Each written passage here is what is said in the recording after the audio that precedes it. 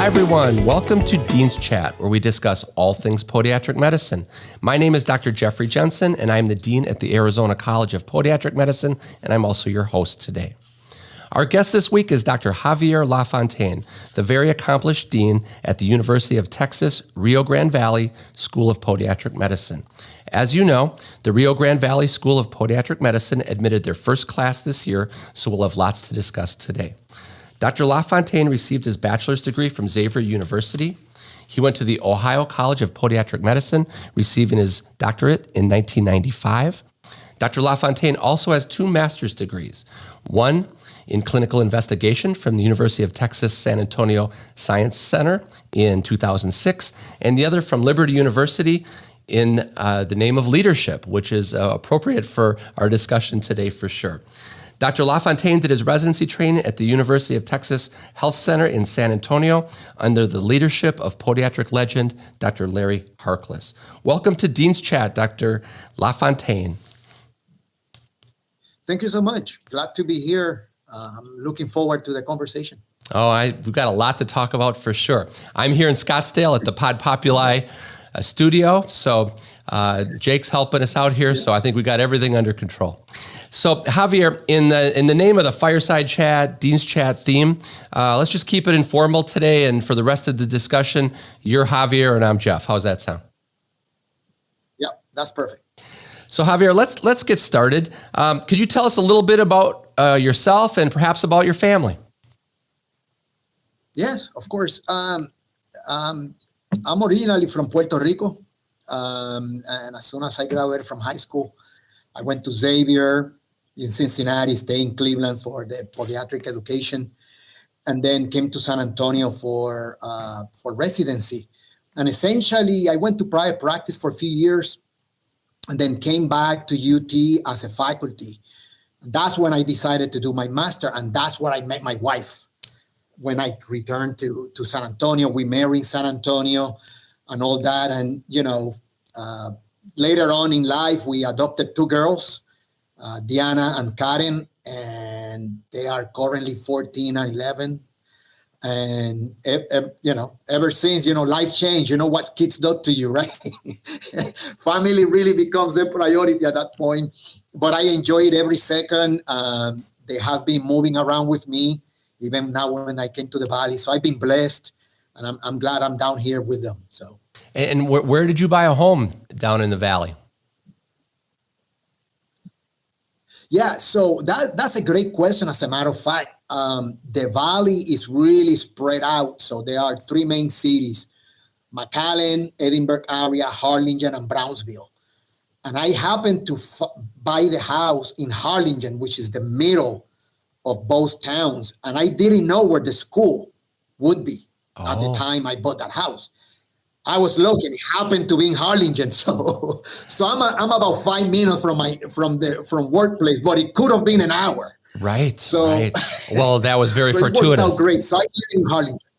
Well, that's great. Well, let's just jump into the deep end here. Congratulations, first of all, for becoming the dean at the Rio Grande Valley School of Podiatric Medicine, but also having a new class. Can you share with our audience kind of the process that you've been going through for years now to become accredited by the Council on Podiatric Medical Education? Because I think our audience really isn't familiar with accreditation of colleges, and I thought maybe we could have a discussion around that topic for a little bit. Oh, yeah. Oh, absolutely. Absolutely. The school, the application, being a state school it brings a different layer, right, on the accreditation process. So ideally, before I even got here, Dr. Harkless, as an interim dean, has to apply to the Texas Coordinating Board to be able to grant a DPM degree at UTRGV. So the UTRGV itself had an evaluation to be able to graduate people giving that DPM degree. Once that was approved, then we were able to go through the self-study process for CPME. And that self-study was completed And then the first site visit was January of 2022. And that's where the process started for the whole accreditation problem to get the candidacy status, and it was kind of rough for us a little bit because we were planning first to be the school to be part kind of integrated with the medical school. But the medical school is also going through accreditation process. So through our process, the leadership, met and decided that right now a full integration wasn't the best thing because the medical school was also going to accreditation. So we decided to start kind of on our own and also collaborate, obviously, in a lot of things that we have in common. Sure. And that's how we set up the school. And we have the candidacy started in June, and then the history is written, right? We got the first class in August. Right. So for our audience, for people that aren't involved in academics, the process of going through accreditation, and as you mentioned, the self-study is quite a process. And I know from my experience, I went through a self-study when I was in Miami in 2016, and I went through another self-study here at the Arizona College of Podiatric Medicine in 2019. But Javier, it's a completely different ball game when you already have an ongoing school, you've already had accreditation, you have your curriculum in place. So I thought I would kind of walk through some of these standards and talk about what the council is expecting from colleges, not only from a new college like yours, but from any college that goes through the accreditation process once every 8 years. So anyways, there's 8 standards. Yeah, I'm sorry. Am I going out on you a little bit there, Javier? Sounds good. Yeah, a little bit. Yes.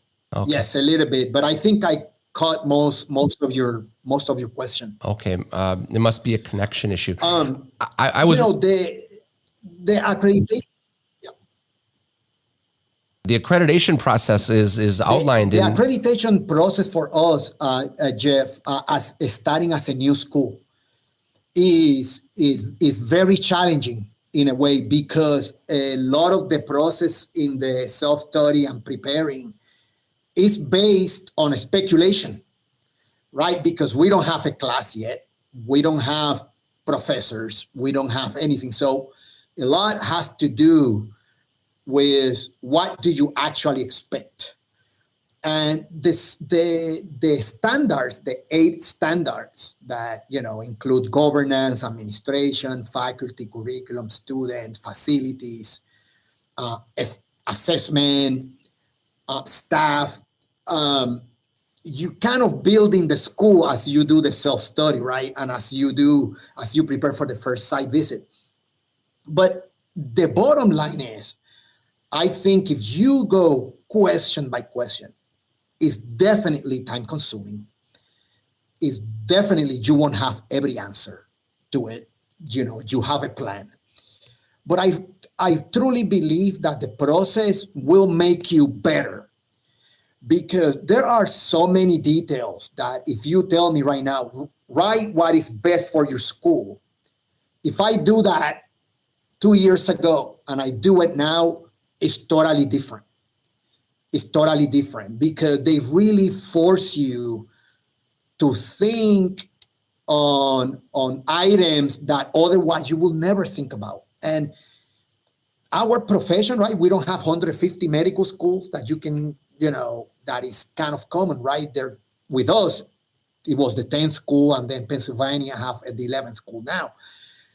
So we're not built as academicians. So a lot of it coming from private practice or residency training, it's not even the same thing. It's a different textbook. And so I think it was a lot of professional growth for me and for the staff and the other faculty. But I think it really made us better. There's no question about that. And it is hard to predict the future, especially when there's so many moving parts within the University of Texas system itself. Now, I commend you on that process because, like you said, what you put down today changes tomorrow. And a lot of responsibilities comes with entering that first class. And I was hoping you could comment on that because I know that the University of Texas system has an application process that stands on its own. You don't participate in a national application service. Could you talk about that and potentially how that's helped your school and how it could potentially increase applications down the road? Yeah, oh, absolutely. I think the process, the system where we apply is called the TAMDAS system. So it's the Texas medical dental application system. So every medical school in Texas, every dental school, every veterinarian school, and now us go into the same system. So essentially the student go in there, log on, fill in the application, all his requirements, and then they say, I want my application to go to the UTRGV-School of Podiatric Medicine. I want it to go to UT Austin Dell Medical School. I want it to go to UT San Antonio Dental School. They just click, and that goes automatically.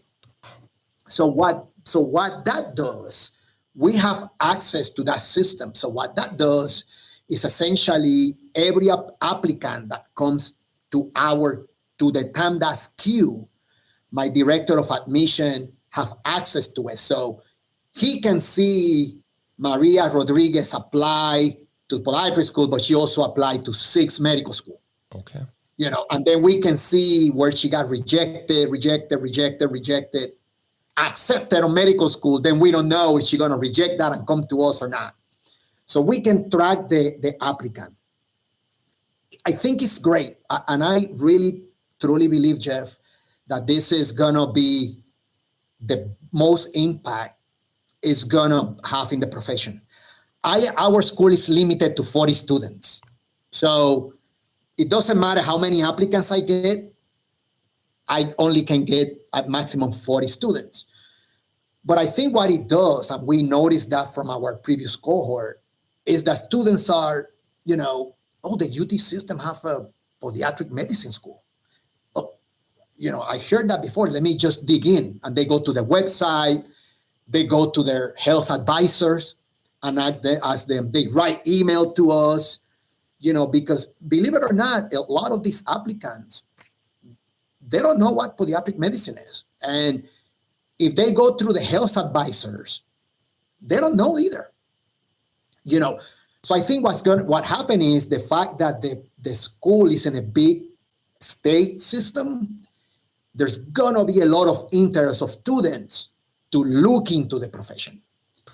And I think once we're full, there's going to be a ton of people that's going to find out about the profession and going to be interested in pursuing it. And a lot of applicants look for the information. They want to leave Texas for at least for some time. Sure. So I think it's going to impact the profession that way. Well, I think the career awareness and the continuing discussions about branding our profession we need to be in the same discussion with medical schools and dental schools, and so to have podiatric medicine on the same application does nothing but increase our awareness. So I think it's a great opportunity. So how many applicants do you have applying this year, for example, that you find on your site? Yes. So this year, right now, we have, as of early last week, I don't know if that has changed, we have about 235 applicants. Really? 235 applicants. We always ask them for a second application, right? Because doesn't mean that some of them are just checking it out, see how they do, sure. Right? So we have a second request for a more specific podiatric application. And we have a return of those about 50%. Really? So I'm guessing that out of those 235, we're probably going to have about 120, 115 that's going to send the second application specific to podiatric medicine. And then those we review, and then we offer interview, and then we move on. Last year, we have about a little bit over 100, and then about 60, 65 sent secondary applications. Mm-hmm. And we picked 27 for this cohort. So we have 27 students for this cohort. That's great. And it also should be mentioned, Javier, that you got a late start in the application process in terms of the fiscal year. Yeah, you're right. That's a good point. We actually received the candidacy status in June 9th of last year. And we started, the orientation week was like August 1st, that week. So, yeah, so we did a lot of interviewing, a lot of webinars through TAMDAS to get students to get interested in podiatry. Yeah, it was a rough 5 weeks for us. I mean, we were just hammering things. Yes, for sure. Well, congratulations. Because if you think about it, the application service for the other schools ends in June. So you got candidacy status and you still were able to recruit that many students. So I think I agree with you. I think it's one of the best things that's happened in podiatric medicine. And I think it'll increase the awareness. And there's no doubt when you fill your class with 40 great students, there's probably going to be way more than 40 that would still want to go into podiatry. And they may be looking at the other schools also. You never know. Right. I mean, I think so. I mean, I think, we recently have, Jeff, the School of Medicine here hosted the Texas, Health Advisors Association of Texas, something along those lines. And every medical school rotate who hosted every year. And that's where all the health advisors comes in and get all the Texas schools, and outside Texas too, all the health advisors to get together. So they gave us an opportunity to present about the podiatry school. And after the presentation, I did, 10, 15 minutes. A lot of the health advisors came to the booth. And these are people really that a lot of the students just go through, to make decisions. And a lot of them were like, oh, I thought you only work with diabetes. Oh, do you actually do surgery? I mean, these are people, you and me, our age, younger, little older, I mean, across the board. So there's a big gap in there, and if the students are going to this health advisor to get feedback, it's going to be very limited. And I think that's important to highlight. I think that's important also because you're absolutely right. When I travel and I meet with universities and I talk to admissions counselors, podiatric medicine is not on their website and it's not on their radar. And what's interesting, Javier, is that hasn't changed since you and I applied to podiatry school 30 years ago, right? So I think we have our work cut out for us, and I'm really excited about the efforts at Rio Grande Valley in Texas, and I think it'll help our profession as a whole because, as you know, we've got a decreased applicant pool this year, and with COVID, we weren't able to get into the schools. We weren't able to get in and do suturing workshops or lectures about our profession and buy pizza for the pre-meds and things. So I think it's just a great venue and it's a great opportunity for us to talk about the profession. So I'm real excited about the future for Texas for sure and the profession as a whole. Yeah, I agree. I mean, I think this issue of getting students to our schools and everything, I think is obviously an important topic. I mean, us as leader of the school, that is important, and I really think it's a profession. It's a professional thing, right? It's not a school thing. It's a professional thing. I mean, we have to train doctors to keep the profession going, to allow those patients that have their problems, the foot and ankle problems, have doctors to be seen because we do provide the best care. Absolutely. Right. So that's the goal. I think that the profession, I don't think the profession realized what a collaborative effort it is amongst the schools for the recruitment effort and for the awareness efforts. Because really we're training all of our students to go into the same pot of excellent residency programs. So we're really all on the same team, and I think that's the way it should be. Yeah, no, for sure. And, and I think, you and I probably saw some of the information about, student recruitment in the past. And when you look at the data, it's up and down, right? So it's always fluctuating, right? And now we have different specialties. In this TAP conference I was telling you earlier, I just find out there was a school in Houston, Texas, about a master in anesthesiology assistant. Wow. Something along those lines, that you can actually do a master degree and then you can become a PA for anesthesiologist.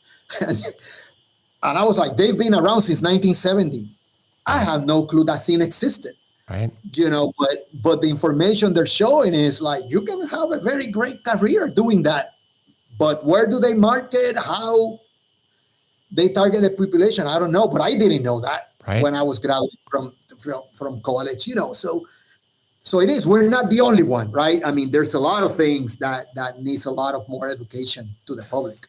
And it's going to be a challenge going forward because the number of students going into higher education and thus into medical fields are going to be challenging, right? Because we have decreased population coming forward. So it'll be interesting to see how this plays out over the next few years. And I have no doubt that the system that you've got in Texas is going to serve you well and serve the profession well. Yeah, well, thank you. I hope so. Yeah, I think it will. Well, I'd like to shift gears a little, Javier, if that's okay with you. You come from a long line of docs that have gone through the University of Texas Health Science Center in San Antonio. And recently they were talking about it. It's hard to believe, but it's 50 years of research and education. And you are right in the heart of that. And Dr.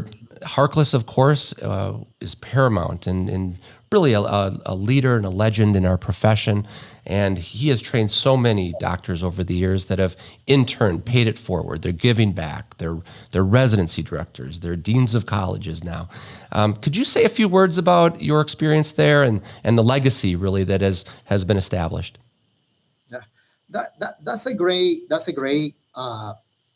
topic, and I'm glad you asked, Jeff, because it really, the program, I joined that program in 1995 as a student from OCPM. And I remember when I did my first rotation there, it just changed my perspective in podiatry, because I came in and it was a program where it was really based out of the hospital and clinic.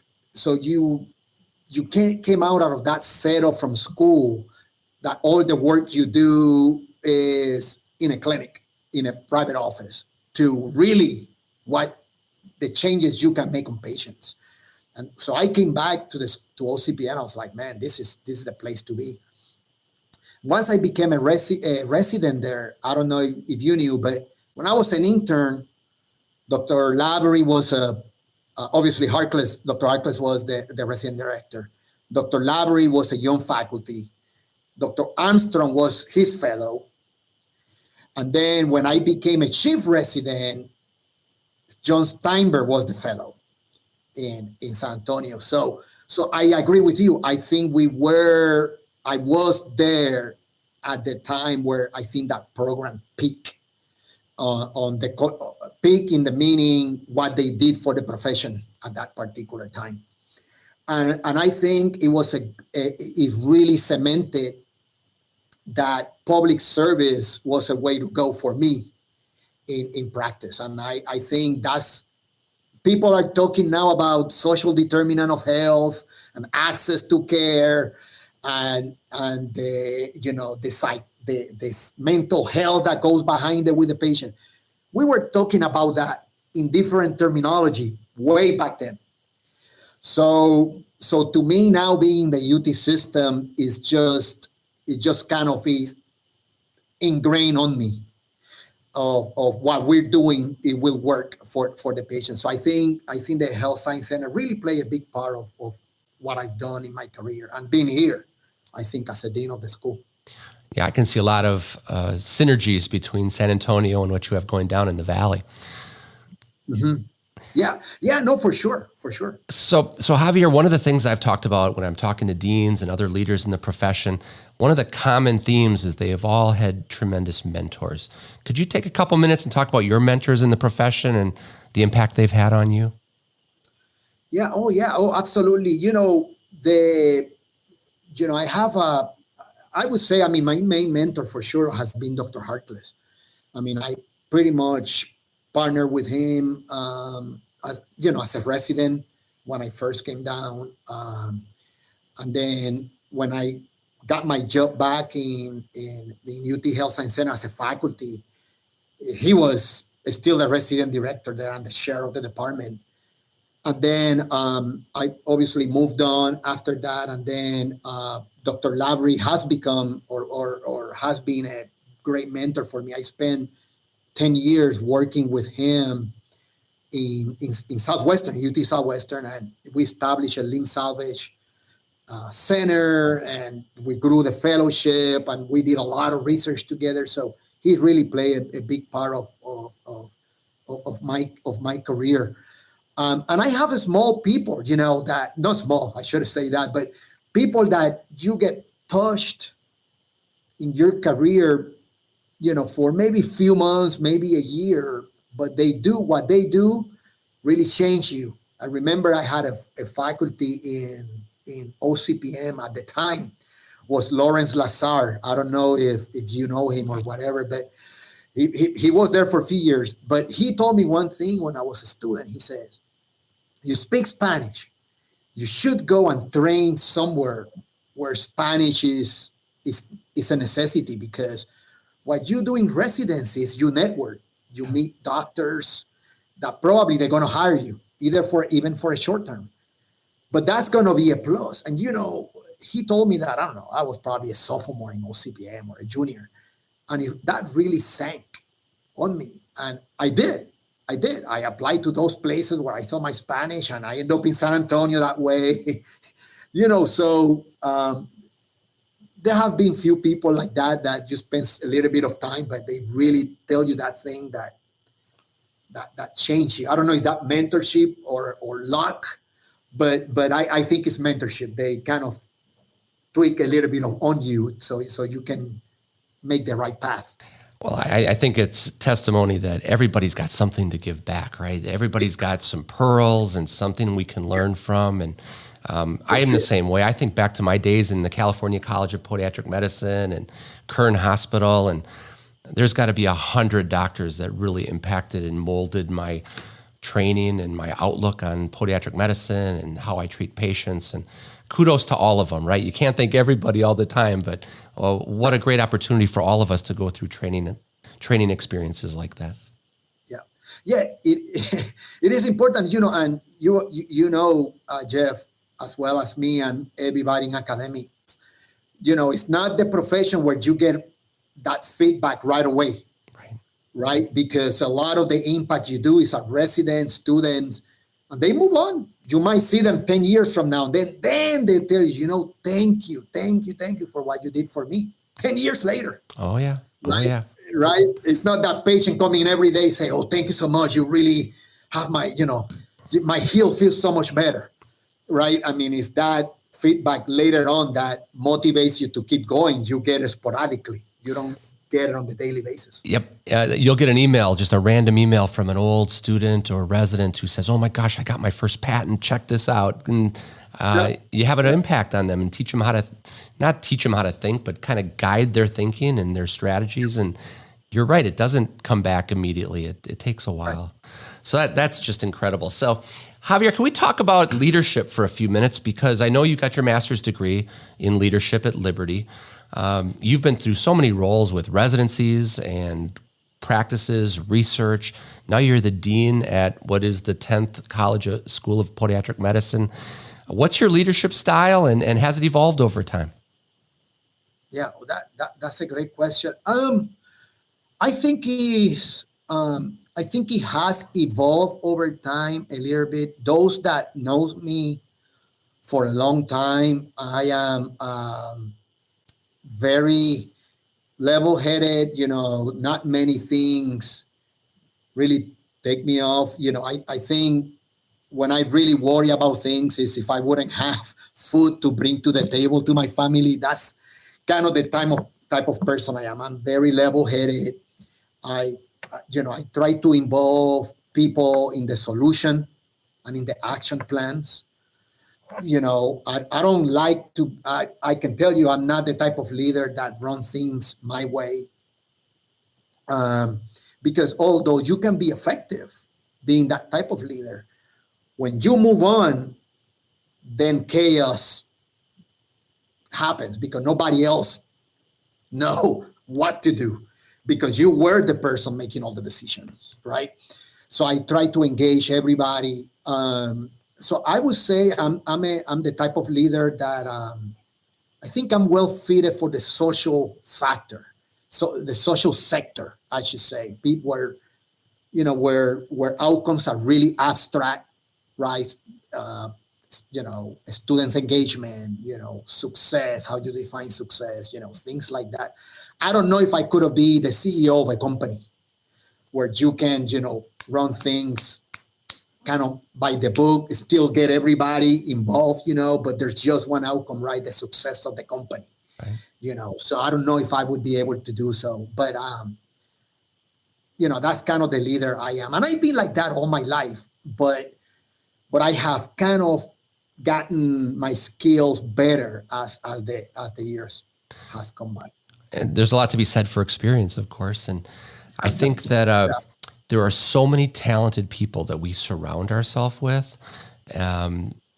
Nobody knows everything. And I think a collaborative effort within the colleges and even with the students and getting their input is so important. So no, I agree with you. I wish I had an opportunity to do a master's degree in leadership. That must have been a great experience.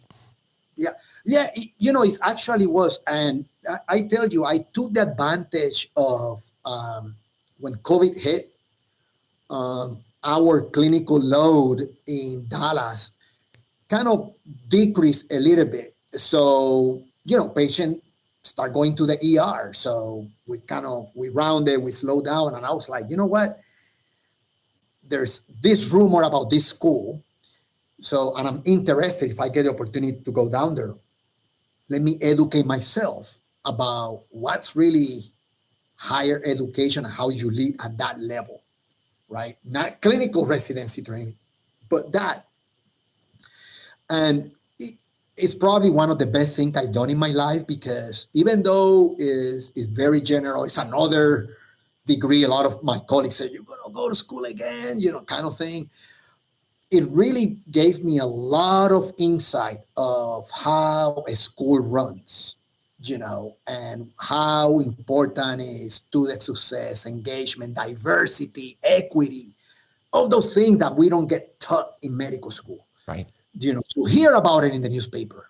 But, it really gave me a kind of a good introduction to that. And then I think it helped me make the transition to what I'm doing now, for sure, no, hands down.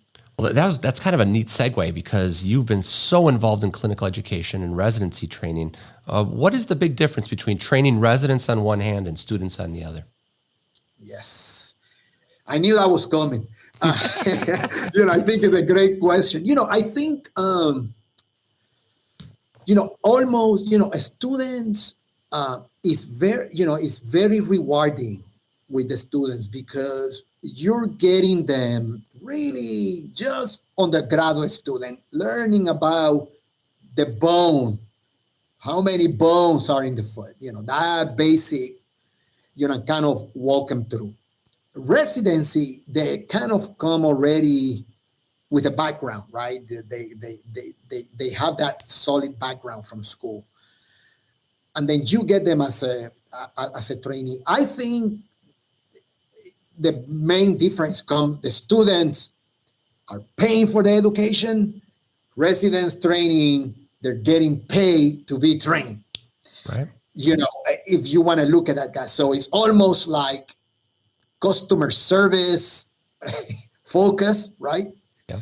And then the residency is like kind of a commitment that you have, right? Customer service plus commitment, and then a commitment you have with this student, now resident, trusting on you that you're going to get them to the next level. No, I like that. So, yeah. So I think that's the main difference in there somewhere. It is. And it's not as simple as this is a baton race and you're going to go to undergrad and we're going to pass the baton and you're going to go to podiatry school, and then we're going to pass the baton and you're going to go to residency training, and then you pass the baton for your first job. There's a lot more to it than that. A lot more to it. A lot more to it. And, they're approaching really their practice, how they're going to evolve. So they're going to represent your program, so it's just so important. Absolutely. One question for you. What's your thoughts on fellowships now? There's more and more fellowships. I believe there's 90 different fellowship opportunities for graduating third-year residents. Are you recommending fellowship training, or are there certain residents that need it more than others? What are your thoughts on fellowships right now? Yeah, I think I always seen fellowships as a area of where you want to create a niche, or where you would like to kind of focus your practice when you go out there. As you and I know, the foot and ankle is a very complex, structure. And there are many areas where you can kind of create a niche, right? Sport medicine, diabetes, geriatrics, biomechanics, whatever. My take on fellowships now is I recommend it, in short, I recommend it to some students or some residents that want to develop a niche. What I'm afraid with the fellowships is two things. One is cheap labor in many programs, right? They're supported by certain industry or the doctor or the owner or the group. And they're just a year of somebody getting a little bit of more training, cheap. That's one thing. And two, I don't know if we are filling the gap for residencies. Right. I don't know if these students are going out and they're saying, I didn't do that many ankle fractures. I didn't do that many calcaneal fractures. I want to do this and do another year so I can do more. Right. And that's what I'm afraid of. I don't think you should be getting a fellowship to substantiate or to beef up what a residency program didn't give you. Fair enough. I don't think you should. Then make residency program 4 years. Right. If that's the case, But I think that is where I having that struggle with. Yeah, I think the niche area is important if you want to be an expert in one specific area. I also think that fellowships need to be emphasizing research opportunities to show the results of advanced training, to show the results of more complicated procedures, for example. So I think I liken it a little bit to clerkships, where you tell a student, gosh, this is a great time for you to go around the country and learn podiatric medicine from the finest doctors in our field. Sometimes that could happen in fellowship too, but I agree with you. There's always some little bit of reservation there too. Yeah, I think so. And, that might be the way, right, where our profession needs to go eventually, right, as we, there's more innovation in foot and ankle surgery and medicine and new gadgets to fix, and it's gonna get complex enough where you might need an additional fellowship. But I think it should be.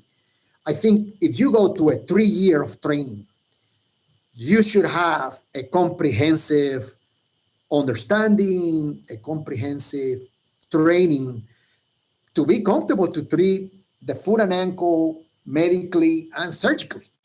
But if you need the really complex stuff, or you're not filling in pediatrics, or you're not filling in research or limb salvage or something, then the fellow should be, if that's the area where they want to go into, then they can pick and then develop their career on that particular, niche. Right. I agree with you. It's also funny because we're out 30 years, right? Give or take. And I always think to myself, 1 extra year would have been nothing if I got something really valuable from it, right? So, yeah. So there's a lot of debate and a lot of opportunity out there. So I really, it's dependent upon each student situation or resident situation, I guess. Yes. Javier, I'd like to turn the tables a little bit. Do you have any questions for me? Well, Well, one question that I'm curious, you've been around for a long time. You've been dean in 2 schools, but you came also from the private sector and you have patents and you head a company. How was your transition from there to education? Right? Because student education. Right. Well, I mean, that's a great question. And I'm in many ways, our careers mimic each other because I did my training. I did my surgical training in Michigan at Kern Hospital. And then when I went into practice, I continued to do clinical trials. And I also, at the same time, participated in starting a residency program in Colorado. So I was the clerkship director. I was bringing in 4th-year students, and we were training residents. So in many ways, you and I were very similar in that regard. However, I will tell you that when I applied to be the dean in Miami, I was thinking I didn't know quite what I was getting into at times, right? Because becoming the dean of an educational entity like a school or college of podiatric medicine is way different than running a residency program. Mm-hmm. So it was a very steep learning curve for me. And when I was in Miami, I was also overseeing the physician assistant program.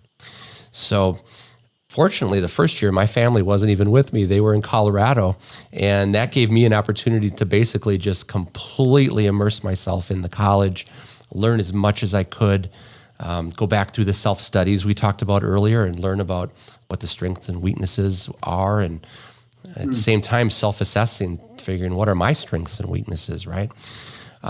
But I will tell you, I think that there's an element coming from the private sector and being in practice where you see the entire gamut of what students are experiencing and what their future could potentially look like. So I think from my perspective, being able to give students advice from not only from a position of being the dean, but also from a position of having been in practice.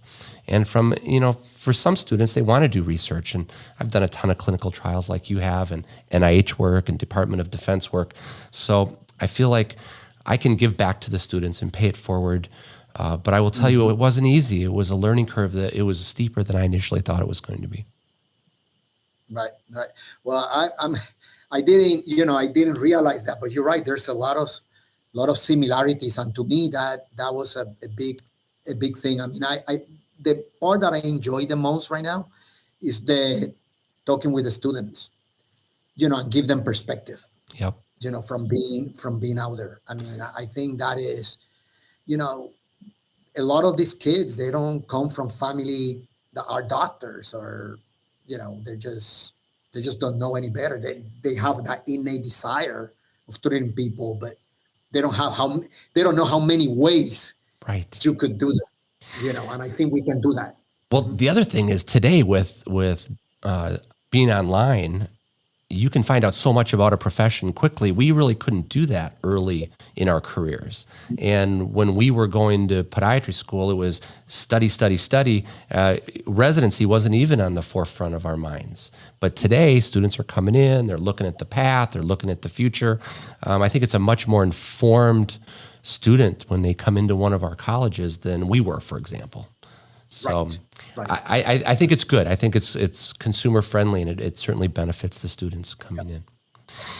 So Javier, we could chat all day. I realize that, but I wanted to ask if you had anything that you'd like to say as kind of a final thought for the Dean's Chat today, and I give you the microphone. Yeah, well, thank you so much, Jeff. I mean, thank you so much for having me here. I really enjoy this opportunity to informally kind of sit down and talk about all the stuff that we work with on the daily basis. I think what we're doing now, if we reached out a lot of, if people get access to it and listen to it, it's really going to give them a different perspective that, it's not, podiatry education is not such a cookie cutter and a given. I think there's us at the school put a lot of thought into this, but it's work that we do that nobody else recognize. And I don't mean recognize, get us a plaque, right, is recognize the work that is going on behind the scene to do what we do, and I think programs like this gonna get us out there. Hopefully we can get the community, the pediatric community, to know, hey, listen, when you talk about pediatric education, it's not only residency training. It's a lot of it is coming from the schools. A lot of that foundation is built up there. And I hope that the community in Texas, the pediatric community, reach out to the school and we can be a source of information, a source of assistance to practitioners. That's the only way we're going to be able to make a significant change in the profession. They're getting the schools involved with the community. I agree with you. And speaking on behalf of the profession, Javier, I mean, I'm so excited to have you involved at the dean level of one of the schools, and I congratulate you on the position and wish you all the luck going forward. Thank you so much. Thank you for having me here. Well, you're welcome. And I mean, I want to appreciate your time, your knowledge, your expertise, your experience, and thank you for being with us today, Javier. I do appreciate it. My pleasure. I also want to thank our listeners today for joining us on Dean's Chat. We will continue to discuss all things podiatric medicine, and we will continue to bring you the voices and leaders in our great profession. We'll see you next week. Don't forget to give us a 5-star rating, and cheers.